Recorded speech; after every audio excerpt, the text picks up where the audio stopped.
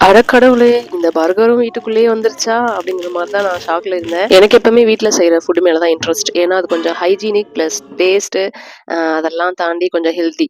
அப்படிங்கிறனால கிருஷி டாடி அப்ப வீட்லயே பர்கர் செஞ்சிடலான்னு ஸ்மார்ட் பஜார்ல பர்கர் வாங்கிட்டு வந்திருக்காங்க.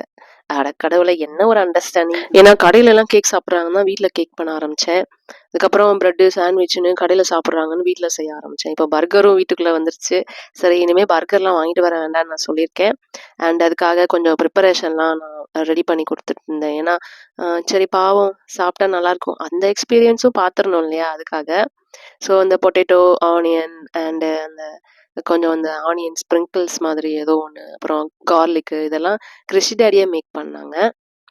குழந்தைங்களுக்கு ரொம்ப இன்ட்ரெஸ்டிங்கா இருக்கும் அதனால. ஸோ நாங்க சிக்கன் ஆட் பண்ணல. அதுக்கு பதிலா வெஜ் பர்கர் பண்றோம்.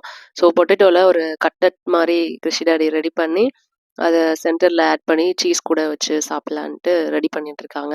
அதுக்கப்புறம் கிருஷி டாடி பர்கர்லாம் ஓப்பன் பண்ணி, அது கூட ப்ரிப்பரேஷன் பண்ணிட்டுருந்தாங்க. சென்டர்ல வைக்கிற பீஸஸ்லாம். அதுக்காக கிருஷி பாப்பா பக்கத்துலயே நின்னு என்ன பண்றாங்கன்னு அப்சர்வ் பண்ணிட்டு இருந்தாங்க. ஃபைனலா எனக்கும் ஜினுக்கும் இந்த பர்கர் பிடிக்கவே இல்ல. அதுக்குள்ள இருக்க அந்த வெஜ்ஜீஸ மட்டும் பெரக்கி சாப்பிட்டுட்டு நாங்க மிச்சதெல்லாம் அவங்ககிட்டயே தள்ளி விட்டுட்டோம். பட் ரொம்ப டேஸ்ட் திக்கா இருக்கும்ல. நம்ம ஷாப்லலாம் சாப்பிடும்போது திக்கா சூப்பரா இருக்கும்ல. KFCல பர்கர் சாப்பிடும்போது செம்மையா இருக்கும். அந்த டேஸ்ட் தான் இதுல இருந்துச்சு. ஜூஸஸ் அந்த சூப்பு அந்த நார்மலா ரைஸ்ல குழம்பு ஊத்தி சாப்பிடுற மாதிரி இருக்கிற கம்ஃபர்ட் வந்து இந்த பர்கர்ல எனக்கும் ஜினுக்கும் இருக்காது. கடிச்சு சாப்பிடணும் அந்த அளவுக்கு லேசினஸ். பட் ரொம்ப டேஸ்ட் ரொம்ப திக்கா சூப்பர்பா இருந்துச்சு. அத கொஞ்சம் டாப்பிங்ஸ் டெக்கரேஷன்லாம் பண்ணி எடுத்துட்டு போய் கிருஷி டாடி குழந்தைங்ககிட்ட குடுத்தாங்க. அ ரொம்ப ஷேர் பண்ணி சாப்பிட்டோம்.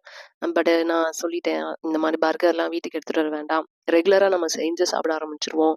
அதனால எப்பயாச்சும் அக்கேஷனா வெளில போம்போது சாப்பிட்டுக்கலாம் அப்படின்னு சொன்னேன். ஓகே சொல்லிட்டாங்க.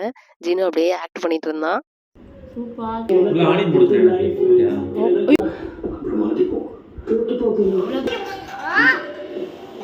ஐயோ!